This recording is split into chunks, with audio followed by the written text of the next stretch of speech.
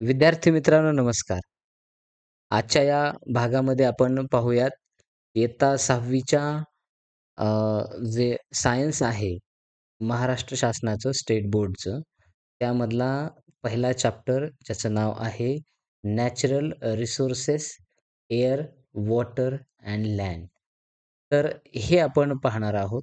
या सगळ्याची मिळून हा जो काही चॅप्टर आहे, याची आपण काय केलेली आहे थोडक्यात एक समरी म्हणून एक पी-पी-टी तयार केलेली आहे. तर ती देखील आपण या ठिकाणी पाहणार आहोत. परंतु त्यासाठी सुरुवात करण्या अगोदर आपण एक छोटंसं बेसिक या ठिकाणी पाहूयात.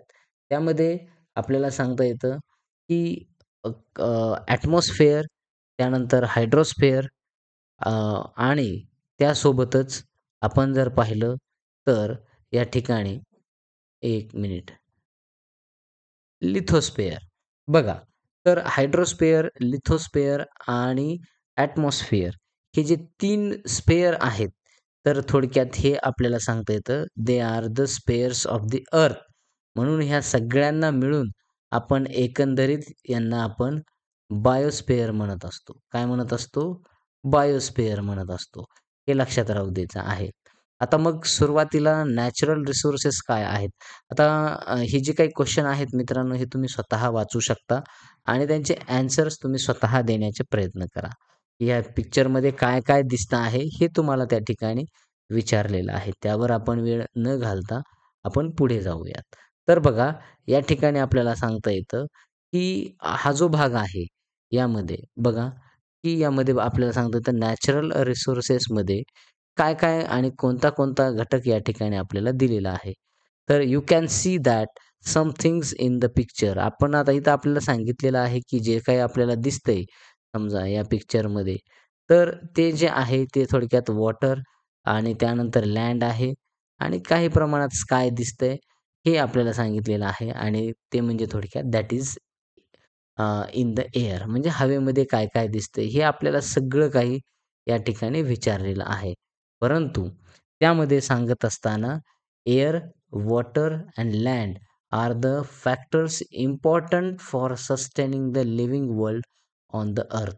म्हणजे पृथ्वीवरली जी काही समजा महत्त्वाचं म्हणजे पृथ्वीवरले जे काही लिव्हिंग वर्ल्ड सजीव सृष्टी जी आहे, ती सजीव सृष्टीमध्ये त्यांना जगण्यासाठी थोडक्यात आपण सांगू शकतो एअर, वॉटर आणि लँड ही खूप महत्त्वाची आहे. सोबतच for fulfilling their basic needs म्हणजे त्यांच्या ज्या गरजा आहेत, ह्या गरजा ज्या आहेत सजीवांच्या, त्या कुठून मिळतात? तर ह्या सगळ्या यांच्यापासून म्हणजे आपल्याला निसर्गातून मिळतात. म्हणून मग आणि ते जे सोर्स आहेत थोडक्यात, त्या सोर्सला आपण थोडक्यात नॅचरल रिसोर्सेस असं आपण म्हणत असतो.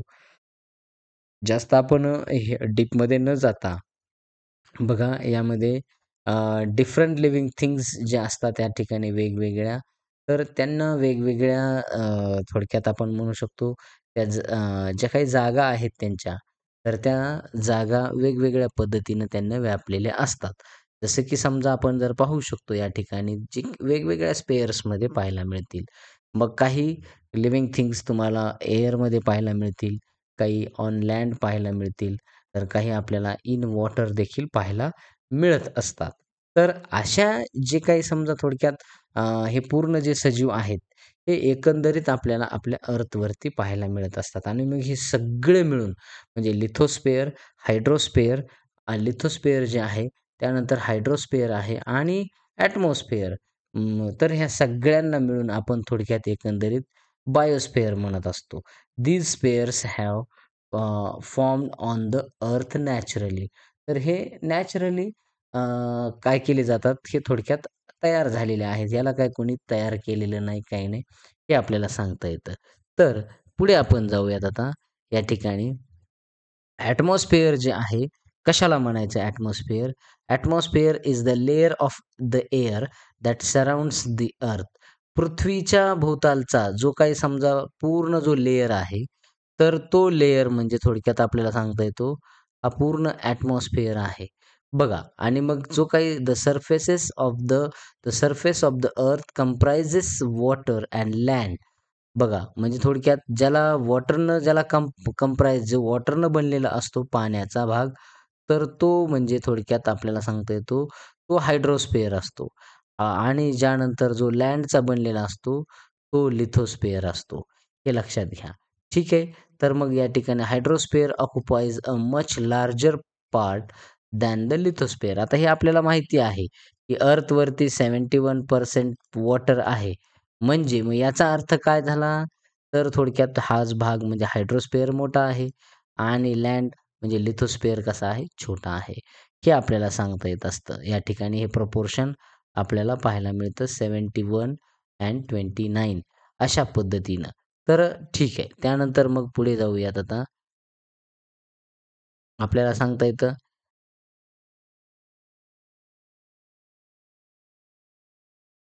पुढे जातोय आता आपण नेक्स्ट पेजवरती. आता पहिला भाग याच्यातला आपण बघतोय. आता इथं आपल्याला एक क्वेश्चन केलेला आहे त्या अगोदर पाहूयात. 5 लेयर्स ऑफ द एटमॉस्फिअर. आता एटमॉस्फिअरचे सुद्धा आपल्याला काही लेयर विचारलेले आहेत. तर ते एटमॉस्फिअरचे जे लेयर आहेत, ते लेयर काय करायचे हे तुम्ही कमेंट करायचे आणि ते सांगायचे आहेत कोणते-कोणते लेयर आहेत म्हणून. तर बघा आता त्यामध्ये एअर हा पहिला आपण नॅचरल रिसोर्स पाहतोय. तर एअरसाठी आपण एक इन शॉर्ट म्हणजे म्हणजे मध्ये त्यासाठी आपण एक छोटीशी पी-पी-टी तयार केलेली आहे. बघा या ठिकाणी आपल्याला सांगता येईल. यामध्ये मग जे काही समजा थोडक्यात आपण हा जो पार्ट बनवलेला आहे, तर तो देखील. बघा natural resources air, water and land. All living things on the अर्थ associated with air, water and land forming atmosphere, hydrosphere and lithosphere. Living things occupy these spheres.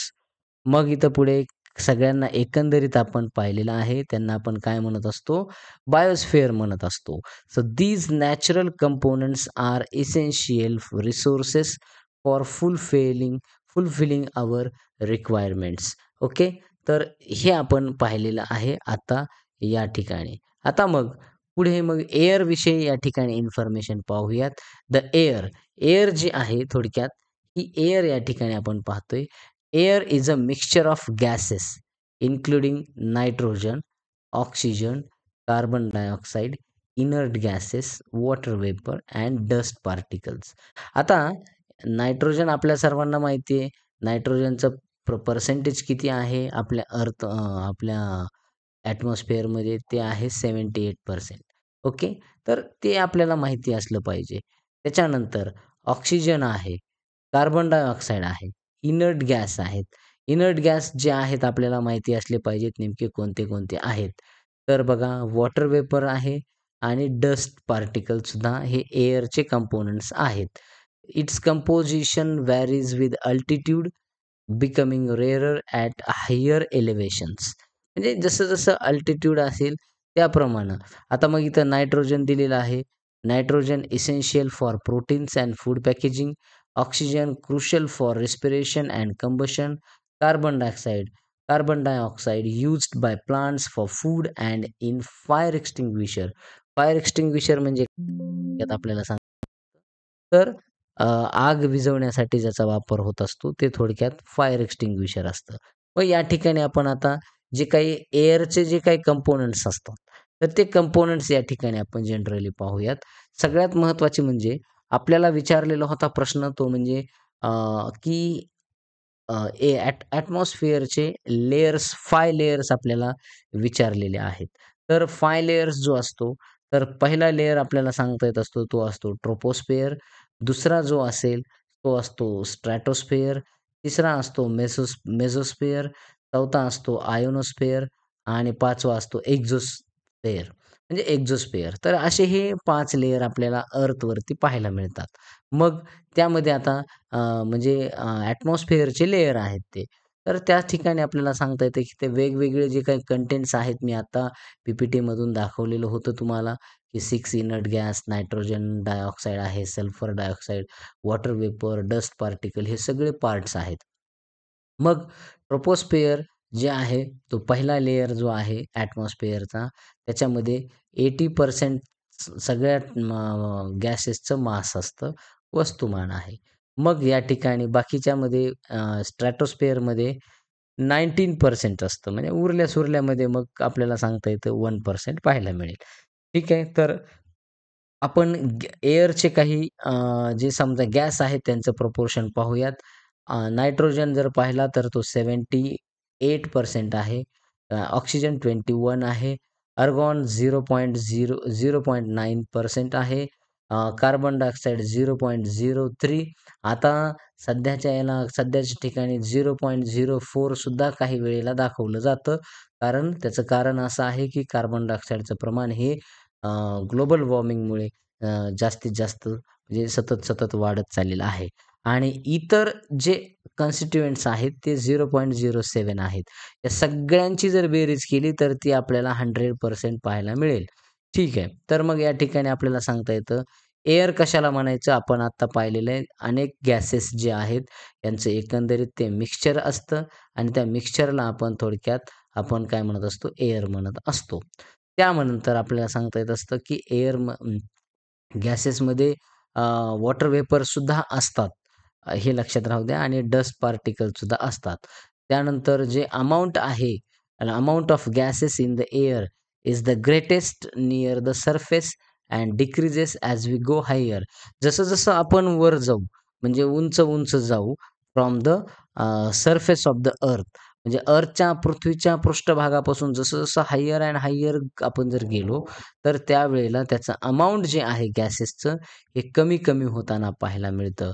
The air that is air becomes rarer at higher altitudes आणि मग म्हणजे altitudes ज्या ठिकाणी higher असेल, उंच असेल, त्या ठिकाणी आपल्याला सांगता येतं, की त्याचं गॅसेसचं जे प्रपोर्शन असेल किंवा त्याचे प्रमाण जे आहे ते खूप कमी होत असतं. The proportion of the constituents of air and some of their uses are given here. यांचं प्रपोर्शन दिलेलं आहे, जे की आपण या ठिकाणी पाहिलेलं आहे. मग काही युजेस आपल्याला सांगता येतात गॅसेसचे, ते यूज या ठिकाणी आपण पाहूयात. नायट्रोजन.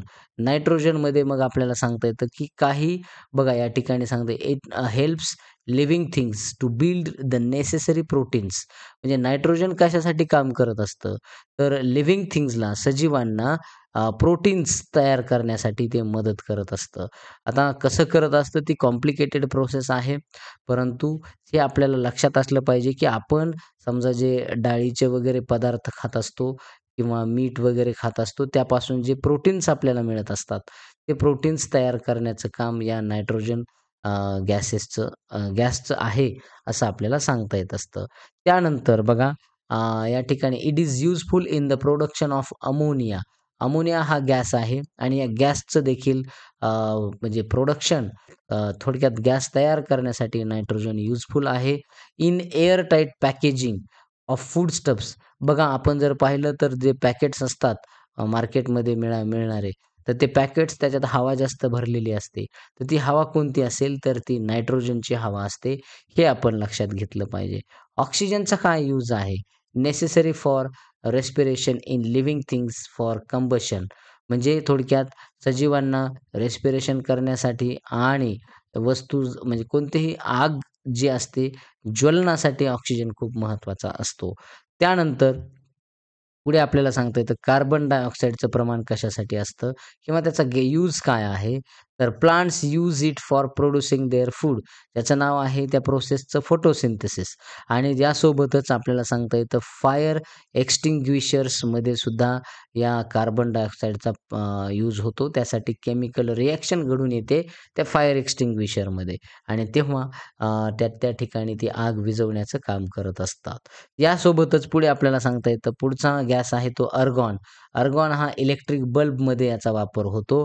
त्यानंतर हेलियम जो आहे ऑब्टेनिंग लो टेम्परेचर, टेम्परेचर कमी आपल्याला मेंटेन करायचं असेल त्यावेळेला and also for generating lifts in एअरशिप्स.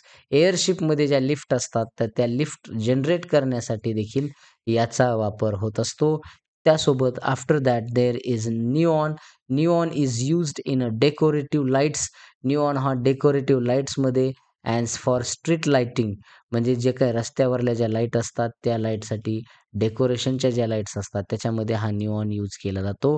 Krypton is the next gas. It is used in the fluorescent tubes.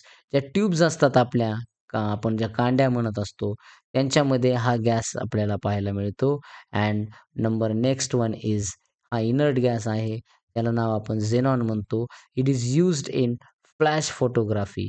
तर बघा फ्लॅश फोटोग्राफी जी आहे तिच्यामध्ये याचा वापर होताना पाहायला मिळतो. आणि हा आता या ठिकाणी ऑल्वेज रिमेंबरमध्ये आपल्याला सांगितलेला आहे. The living world on the earth is sustained due to the balance. जे काही पृथ्वीवरले जी सजीव सृष्टी आहे किंवा सजीवांचं हे जग आहे, हे पृथ्वीवरलं, हे बॅलन्स राहतंय हे कशामुळे? Between various gases and other constituents of air. म्हणजे विविध जे हवेचे घटक आहेत आणि गॅसेस आहेत, या सगळ्यांमध्ये हे पृथ्वीवरलं जी सजीव सृष्टी आहे ती बॅलन्स राहते. The atmosphere is very important filter. Atmosphere हे खूप महत्त्वाचं फिल्टर आहे. It allows the light and heat of the sun to reach the earth. म्हणजे थोडक्यात आपल्यापर्यंत जी हीट येते किंवा जी लाईट येत असते पृथ्वीवरली, तर ती ॲब्झॉर्ब होत असते. आपल्याला माहिती आहे बघा, आपण या ठिकाणी आपण जर पाहिलं O3 हा एक गॅस आहे ज्याचं नाव आहे ओझोन. आता इथं त्याच्यामध्ये व्यवस्थित ड्रॉ करता येईना. परंतु ओझोन जो गॅस आहे, तर हा ओझोन गॅस आपल्याला सांगता येतो की तो काय करत असतो, थोडक्यात हार्मफुल लाईट रेज जे आहेत, अल्ट्राव्हायोलेट रेज, ते काय करत असतं थोडक्यात म्हणजे ॲब्झॉर्ब करत असतं. But it prevents the harmful elements from reaching the earth. जे की तेच सांगितले. It is in the atmosphere that fog धुकं असतं, क्लाउड्स ढगं आहेत, स्नो बर्फ असतं अँड रेन आर प्रोड्यूस. म्हणजे हे सगळं काही जे आहे हे पूर्ण गॅसेसवर डिपेंड आहे, एअरवर डिपेंड आहे. हे आपण लक्षात ठेवायचं आहे. तर मग विद्यार्थी मित्रांनो, या ठिकाणी आपण आज थांबूयात. उर्वरित जो भाग आहे तो पुढच्या तासामध्ये घेऊयात. Thank you so much.